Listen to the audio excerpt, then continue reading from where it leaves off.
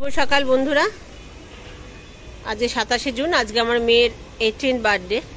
একটা বিশেষ দিন ওর জীবনে। তো সকাল সকাল স্নান করে চলে এসেছি বাগানে ফুল তুলতে।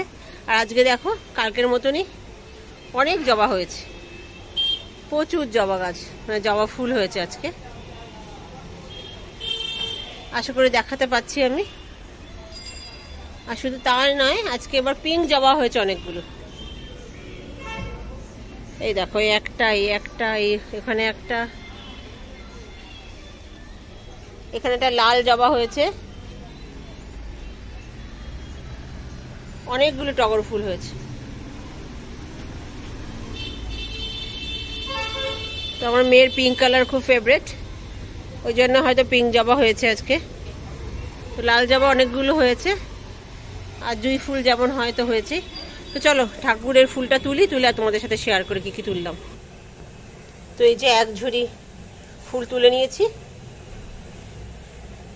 তো এখন পুজোটা দিয়ে নিই, তারপর দুপুরে কি করলাম তোমাদের সাথে শেয়ার করব। তো এই যে আমার আজকে আমার মেয়ের বার্থডে দুপুরের মেনু। এটা হচ্ছে ছানার ডালনা, মাছের কালিয়া, আর 5 রকমের ভাজা, আর ডাল আর পায়েস হয়েছে।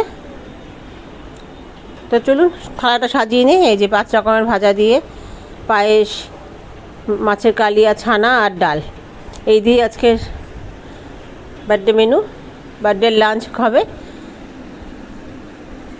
যে আমার যে নিয়ম, আমি ছোটোবেলা থেকে মার কাছে দেখে এসেছি যেটা করে, সেটা তো 3 বার নাকে শুকিয়ে পায়েসটা ফেলে 3 বার প্রথমে খাইয়ে দিতে হয়।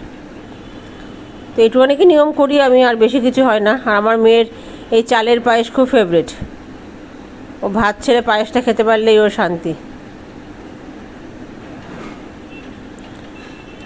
তো রাত্রেবেলা একটু বাইরে খাবার আছে, প্ল্যান আছে, দেখা যাক।